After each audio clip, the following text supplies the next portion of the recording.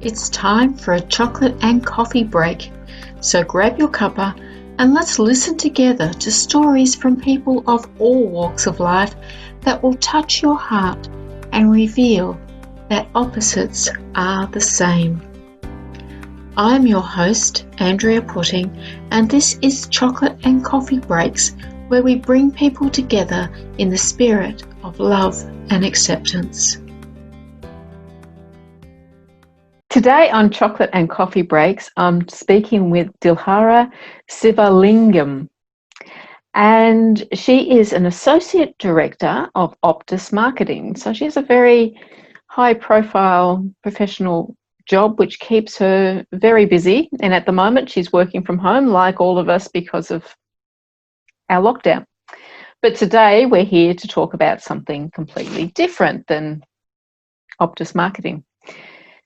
We're here to have a chocolate and coffee break. So have you brought along some chocolate and coffee today, Dilhara? I have actually. I've got my favourite Oreos ready to go. Oreos?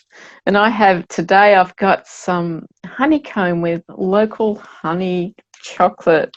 That actually looks really good. Yeah, it's from the Ministry of Chocolate, which is nearby. The factory is within the 5Ks of my house, so I can still get my chocolate. So today I'm going to pull out my little questions from my I have a box of questions on chocolate and coffee breaks to help start conversations. So I have one today for us, and it is, what's special about the place you grew up in? Wow, that's a loaded question. It's a big question. I grew up across 3 continents. I was born in Sri Lanka. I left as a young girl before the age of 10, and then I spent my teenage years in the UK. And then from there, I migrated to Australia, and I've been an Australian citizen since, I was in my late teens. So I suppose where did I grow up is across 3 continents. I have 3 different cultural influences predominantly in my existence. And what's best about where I grew up is I actually grew up in different stages of my life in 3 different places. And it made me a very open-minded, a multicultural, and very respectful and accommodating person, because I didn't really see myself fitting into one box of who I am. I was always ever willing and excited to just see and observe and take in a whole new world wherever I went. Sounds like you would have had a fascinating upbringing with the 3 different cultures. I mean, people might think that UK is similar culture to Australia, but I'm sure that you can, having that experience, would be able to say, well, there is definite differences. Everywhere's different. Australia is very different to the UK, incredibly culturally different, people are different, lifestyles different, and exposure's different. I mean, the mindset, how people think and how they behave. I grew up in London in the 80s, and predominantly the 80s was a very Anglo-Saxon environment in living in London. And as a youngster who's just come from Sri Lanka, and Sri Lanka is multicultural in its own right there. It's obviously an Asian population colonized by the British with a Dutch and Spanish influence. So the food varieties are everything from your very, very spicy curries right through to your soufflés and chocolate gâteaux and, your chocolate eclairs. They're very French influenced patisserie type of desserts, and then very strong flavors and Eastern and Eastern European foods. Taking that to London, I probably identified more with going from Sri Lanka to London, because London has a very, as you know, a strong Indian African community, and their food flavors are very similar, and they're an incredibly multicultural race. So it was easier for me to slot into a lifestyle in London than it was to go from London to Australia, because I found Australia, when I first came to Melbourne, incredibly very white Anglo-Saxon environment with a lot of Southeast Asian population, obviously from places like Hong Kong, China, Singapore, Malaysia. That influence was which I wasn't quite used to. So different, but interesting, and I learnt a lot along the way, I suppose. Yeah, and I think that when you've got those different influences as you're growing up, that really does make a difference on who you are and how you fit in with different people, because that's your norm. That It becomes your is. norm. Well, my norm, my mum is, my grandmother is half English. My dad is, and she's, my great grandparents, my grandfather is English, and my grandmother is Sinhalese. So in Sri Lanka, they've got Tamil Sinhalese communities, and it's different religions, different languages that they speak. So I've got a mixture already from my great-grandparents on my mum's side of the family. So my mum's half English. That makes my grandma part English, or makes my mum part English as well.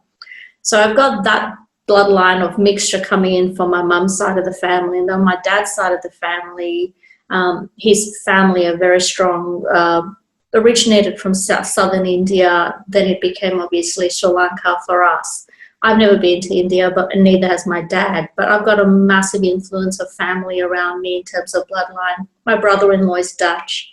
I've got Turkish cousin. I've got my partner's Australian. So, I've got a mixture of absolutely everyone around me. And it's exciting. It's exciting to sit back and observe how different people live their different lifestyles, and even grow up being, I suppose, influenced in different ways to think differently as well. So I'll find that we'll have the same conversation about a cup of tea, and my brother-in-law will respond very differently to my family because my dad was a tea planter. So for him, having the right perfect cup of tea is a really important topic for him, whereas for my brother-in-law, well, no, it's nice, just put something in some hot water and drink it. And there are lots of different cultural things. Whereas if you talk to my cousin who comes from Ireland, it's all about potatoes and the importance of that potato in a meal. Whereas for me, it's just a potato. So I think it's exciting. Yeah, I love that diversity myself, and love to be surrounded by different people from different places, which is obviously why I do this. Is because it opens up your mind and your thinking in a new way, and you become a really inclusive person, socially, predominantly. You put me in any environment and I'd be really happy to adapt to someone who can speak a little bit of English and manages to do the rest with odd words and a hand signal. Yes. And you embrace that, and I think I automatically want to understand words that they actually can't say, or the words that they're trying to slot in whatever language, and go, what does that even mean? So I have a bit of a love for language, and while I can't speak many languages, I can speak a little bit of a few. And that's enough for me at this point. I think I get excited to learn and understand different things. It actually makes me it makes me just a happier person to be around people from all sorts of walks of life. Yes, I relate to that very much. I'd love you to share some of the stories that you've already shared with me previously about when you maybe haven't felt so included, because you're inclusive, but not everyone around you is always inclusive. What's some of those stories that you can share with us? There's too many. I think I'm going to tell you about a story of one of the first times that not long after I moved out of home for the first time. So I got a job in Canberra, and I left home and I moved interstate to Canberra to work with the Department of Defence. The first week that I was in the office, everyone coming from Melbourne, going to another state, again, cultural differences between Victoria and Canberra. People dress differently, they talk differently, they behave differently, especially because it was a military environment as well. So at the end of that first week, I thought, I'll just go shopping and buy some new clothes and get myself adjusted into a different work environment. That way I'll blend in a little bit more and I'll feel more comfortable. Saturday morning, went for my normal walk around the lake in Canberra. And then I thought I'll just go into the main shopping centre in the city and have a look at what they had. Can I mention brand names on your podcast? Or my best not to? Maybe not. Maybe we should not. I walked into a well-known brand, international brand. branded store, and where every city in Australia probably has, or every shopping centre in Australia probably has a store, and most definitely across Europe. And I walked in, and there was a well-dressed lady in the store, and she took one look at me and told me there was nothing in the store for me. It was a Pretty Woman moment for me in my head, because if anyone's seen Pretty Woman, when Julia Roberts walks into that designer store in Rodeo Drive and she's got next to nothing on, and the ladies are all dressed up to the nines and tell her that they don't have anything in the store for her, just on appearance, and she walks out in tears. I had that moment. I had on tracky pants and a flannel. I'll never forget. It was a black and white checkered flannel shirt, because I still have the shirt. And I was quite stunned, because I knew what I wanted. I was looking for a suit. I was looking for some shirts, and that store was going to give me everything I normally would go and buy when I lived in Melbourne.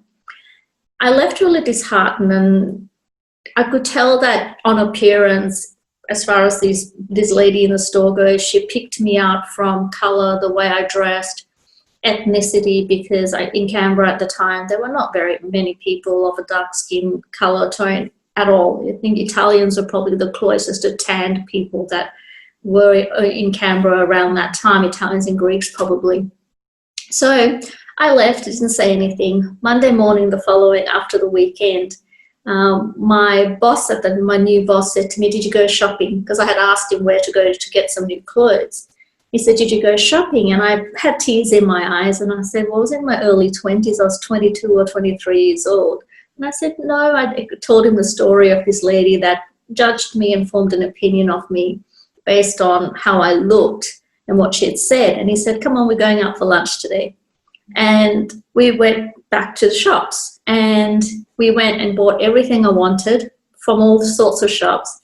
And then on our way back to the car, my old boss, was carrying all the bags in his hand for me, and I had this moment of importance. So I'm shaking my arms and walking down the shopping centre, and he's carrying all the bags, and he's my new boss. I barely knew the man.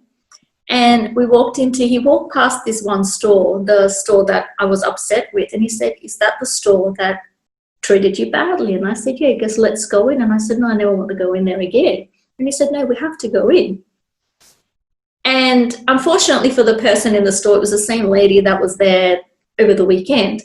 So she came straight over to me. She walked straight over to me because I had on a business suit. I looked completely different to what I had looked like 2 days earlier. And she offered to help me. And my boss stopped her and said, "Do you remember this lady on the weekend?" And she said, "No." And I said, "I came in here on Saturday, and I had a flannel shirt, I had a baseball hat on, and I had a pair of tracksuit pants on." And she started to just go completely pale. And I said, "Do you remember what you said to me?" And she said she just didn't answer. She just kept just staring at me. And I said, "You told me there was nothing in the store for me." And at that moment, my boss, who had obviously watched Pretty Woman, he picked up all the bags in his hand, and he just said, "Big mistake, big mistake." And he goes, "Come on, we're going now." And he carried the bags, and off we left. And I'll never forget that story, because it's probably one of the most significant adult moments that I've had in my life, where I've mentally made a note that I will never ever look at a person and judge who they are. And I find that I do it in the street very often now. Especially when I see homeless people or underprivileged. I think I go the extra mile to make them feel like they're part of that community on that sidewalk, rather than make them feel like they're in my way and I should just step over them. So it's just a funny story, and I will hold on to that flannel shirt forever. It's a reminder. Every time you look at that, you'll think of that moment, won't you? It's a significant moment for me. And every time I look at that shirt, it always reminds me of how not to be and how not to treat people. And that moment was a real eye opener for me. To this day, I still feel and remember how I felt in that store. Yeah, and it's something that I can't comprehend. However, I've seen people being treated badly and people being judged just for what they're wearing, and people not understanding Look, I think we unknowingly, forgive me, I'm going to take a sip of my coffee. That's what we're here for.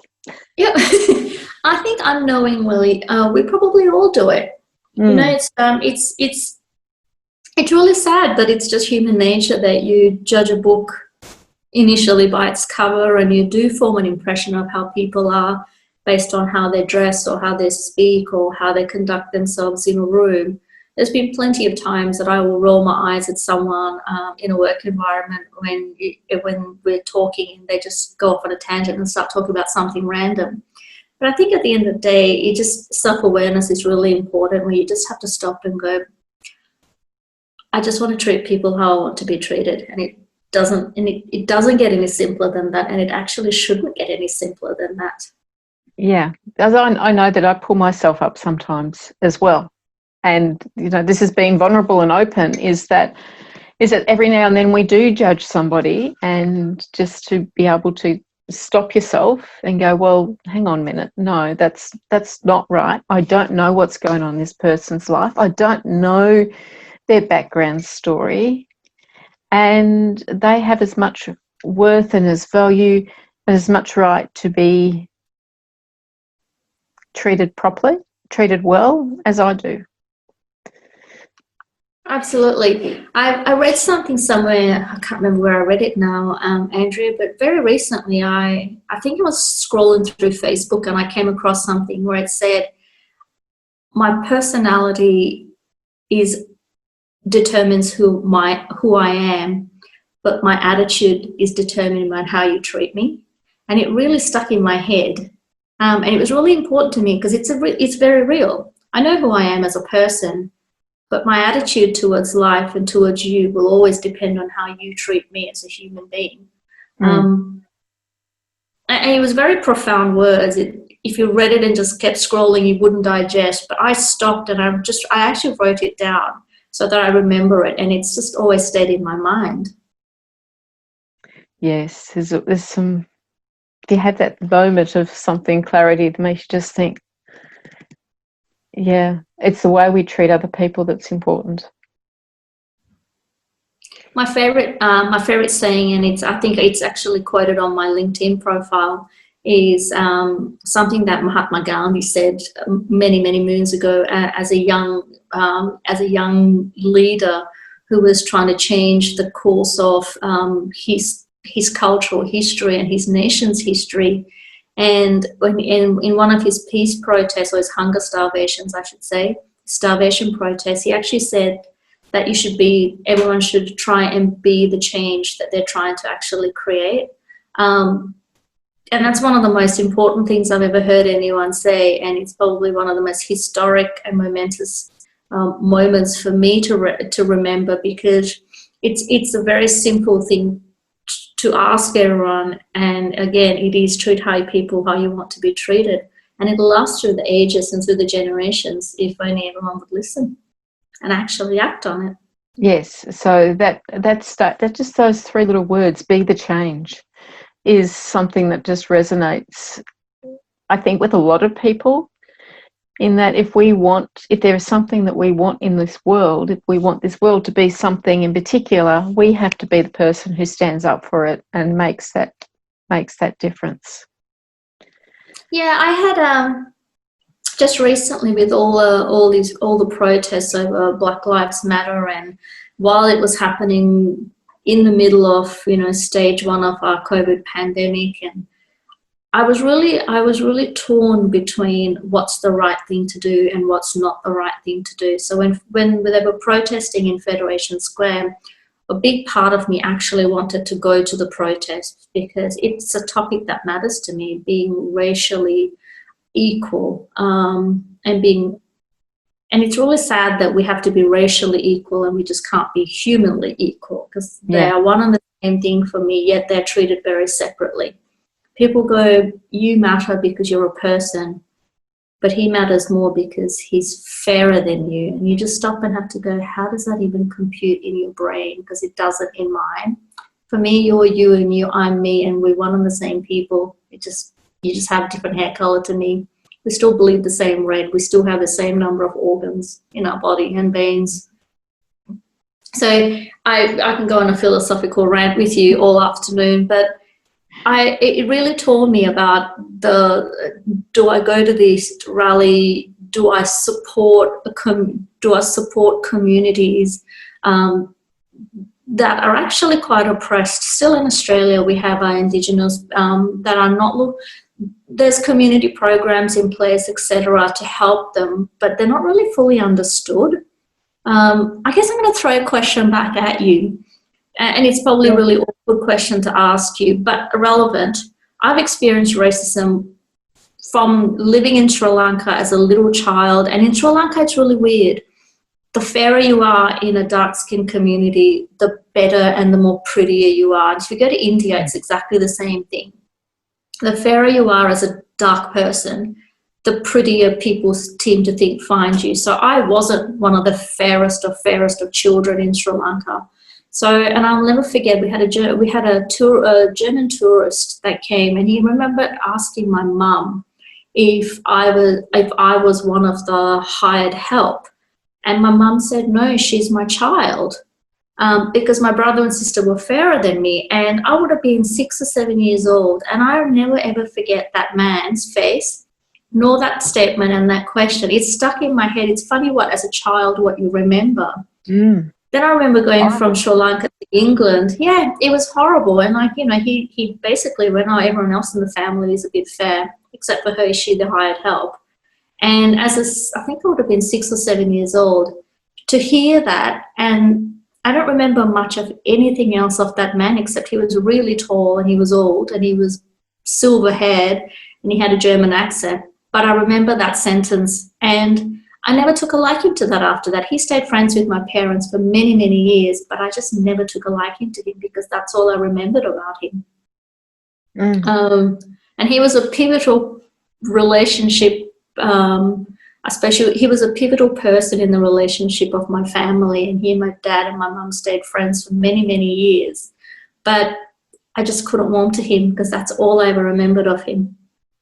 Then I fast forward and went from Sri Lanka to England, and as a teenager, I spent my entire teenage life being called a Paki, which in England in the 80s, predominantly most people in England were a Pakistani or Indian, so they couldn't tell the difference, so everyone was a Paki, and I used to spend my time reminding everyone, I'm not a Paki, I'm from Sri Lanka, and they were like, oh, same.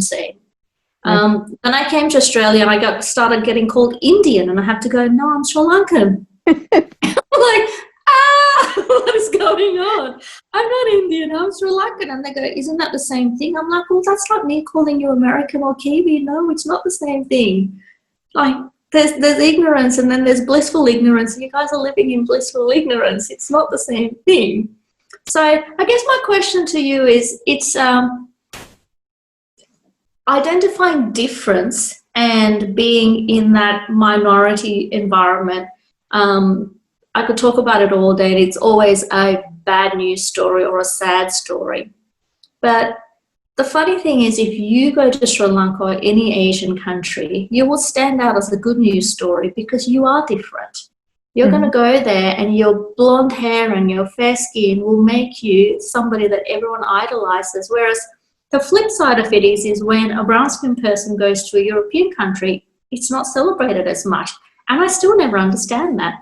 Yeah, and I have experienced that because I've been to China, Hong Kong, well, still China, and to Fiji, where there's a lot of Fijians and Indians, and people did.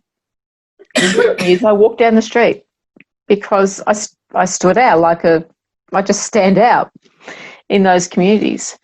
So yeah, and it was never seen as a negative thing. Their attention was not a negative thing at all, except maybe in China, where in some cases where they see you as, well, you're white, you must have money, therefore, we have the begging thing happening. I'm laughing because I think when you go from any country to a third world country, they think you've got money. Yes. I go from Australia to Sri Lanka to visit family, and they'll think I've got money. Why? Because I've just come on a plane from somewhere else. And Yeah.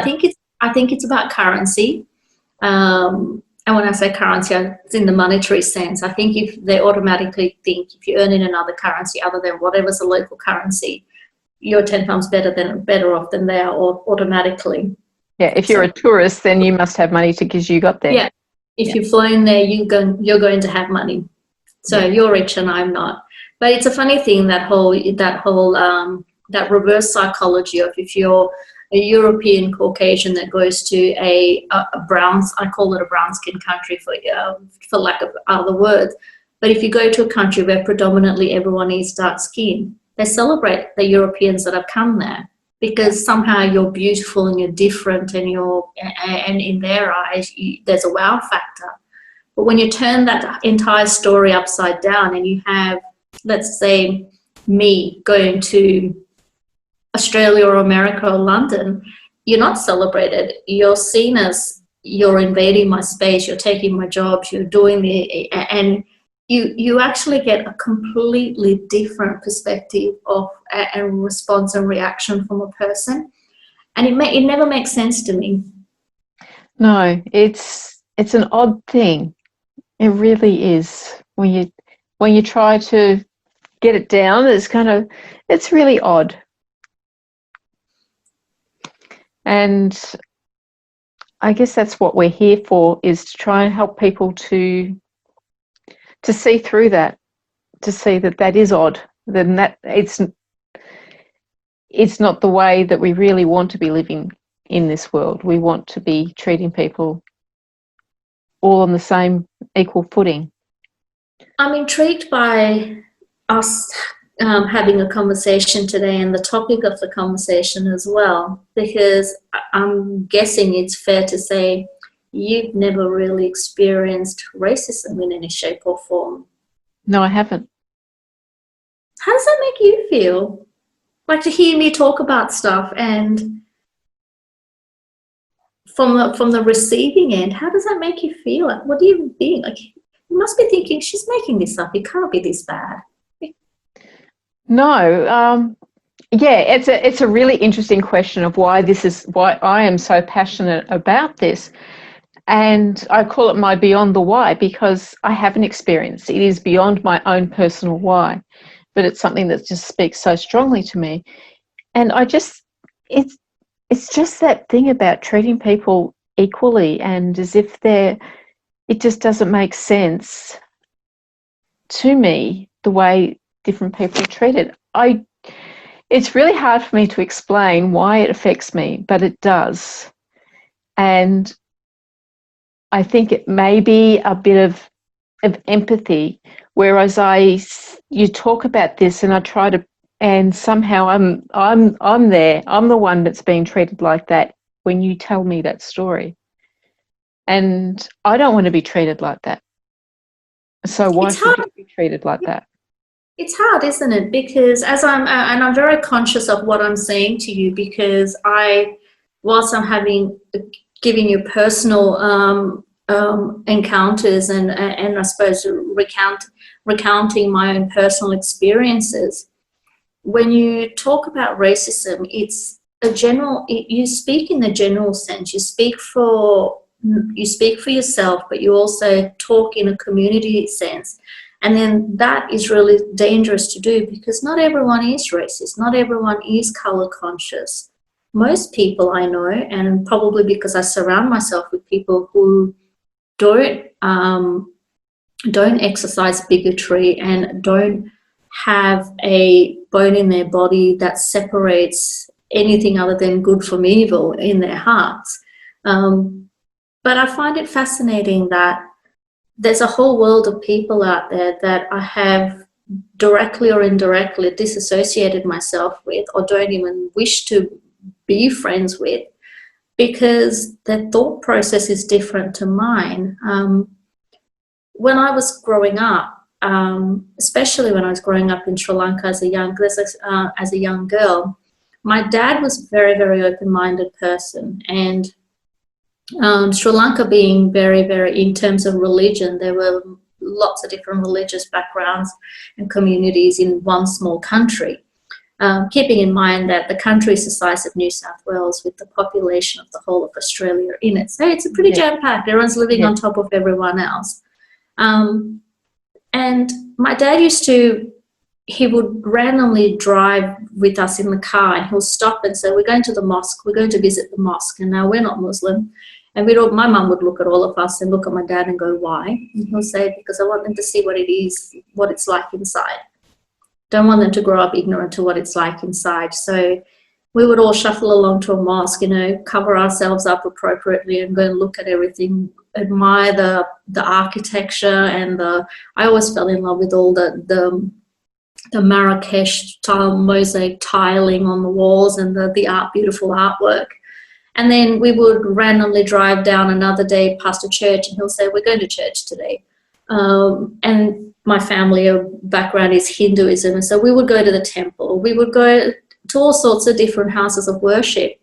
And look, at the time, we were totally confused what was going on. We were young children. But as an adult, I really, really appreciated that exposure, because to me, a house of worship is a house of worship, and where you come from and what you have to do in terms of traditional wear or rituals before you walk into a place or while you're inside, I actually think it's beautiful.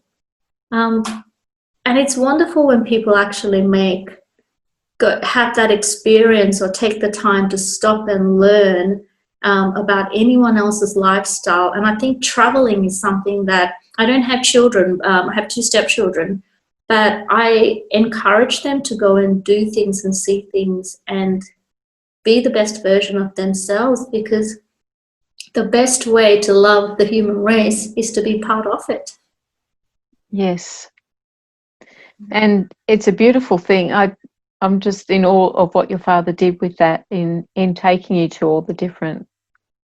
I don't even think he realised the significance of what he was doing. I think he thought it was just something random and different to do because he had an interest. He's very learned and very academic, and he loves to read. He subscribes to his National Geographic and his Reader's Digest, and he's always watching some documentary or the other on TV. But I don't think in that instant, every time he made those, and they were random decisions because we never planned to drive to church in the middle of the afternoon. We would be driving past and he would just stop. And my mum would have this confused look on her face with 3 children in the backseat going, why have we stopped? That was Dad. And we just got used to the fact that we would stop and do random things with him. We were confused back then, and I laugh about it now. But I think if I really stop to think about the importance of those little life lessons, they're enormous. Yeah. Who I am right now is definitely a culmination of who I am as a person and what I've learned along the way. What they say is true. We aren't born bigots. We learn to be bigots. Absolutely. And I think that's part of my story too, is that I grew up in a suburb where a lot of the immigrants did come and live. So I was going to school with the immigrants of the time, which were mainly Italians and Greeks. Mm-hmm. At this point, it was mainly Italians. So when I was in grade 6, there was 5 Giuseppes. So my schoolmates were all the immigrants of the time. And so we learnt to have a variety of people that was normal. There was Lebanese, there was Yugoslavian, there was quite a few different ones that I can't remember now. But I think having that as my upbringing has had a deep impact on me, because to me, these people were my friends. They were my playmates. And why should they weren't treated any differently than I was most of the time, because there was such a large immigrant population. I guess there was a little bit of wog calling, but not a lot. We soon got over that. You just reminded me of a childhood incident living in the UK. So we lived in a cul-de-sac, a little court, and there were 10 houses. It was like a U-shaped, a moon-shaped street. And there were 2 African families. There was my family, and then there was one other Indian family, and everyone else was English in that court. So I think of the 10 houses, I'm pretty sure there were 6 families that were English, and then the other 4 were migrants from other areas of the world. And I remember there used to be this one particular family where I think they were quite wealthy, if I remember correctly. Well, they certainly had that affluent generations upon generations of living in the UK culture about them. And I remember the house was full of antique furniture as the things that you remember when you're a little girl. And they had 2 sons, and the boys would be out there playing with us, but whenever it came to having milk and cookies, or scones and jam and cream, which they used to do on the weekends, they would invite the neighbourhood kids, but it would always be the 6 children from the European English background, and the other kids would continue playing, or they would just go to one of the other families' houses or back to their own homes because they weren't welcome. So very strange little things that stick in your mind. But it sticks in my mind and if you look at everything in life in a glass half full sense, which I try really hard to do, all of these memories that I have of, the elderly gentleman in England who thought I was one of the housemaids, the family in the UK that would only want the children of the other 6 European families in their home. It actually made me a really good person, because all I remember is how I don't want to be. Yeah. And every single time when these little memories come back to life, I just go, I'm so glad I'm not like that, or I'm glad my brother and sister aren't like that. And that they're rearing my nieces and nephews to be really open, honest, caring and welcoming human beings, because, you look at what's happening in the world around us right now, COVID-19 is not choosy about whose life it's taking. It's not choosy about which life it's infecting. At the end of the day, the world around us is going to treat us exactly the same. It's just us who choose to treat each other differently. Yes, and that's really what it's about. It's about us choosing to treat other people differently. So we're running out of time. So is there anything more on a positive note that you think we can end with? I'm incredibly glad that you're doing what you're doing, especially because you can't quite relate to my experiences, yet you can relate to being a human being that just wants to be treated well and live in a community where everyone aspires to look after each other and look out for each other. And I just think there should be more people like you in the world. Thank you. Thank you. That's really lovely. Thank you, Dilhara. So that's all we have time for today on Chocolate and Coffee Breaks. And we'll be back next time with more stories from around the world. Thank you for joining me today on Chocolate and Coffee Breaks. To download our resource pack for your own chocolate and coffee break experiences and join our community, head on over to www.chocolateandcoffeebreaks.com. Join us again next time as we explore more stories that will touch your heart and reveal that opposites are the same. Meanwhile, share a chocolate, have a cuppa, enjoy a conversation, and change the world.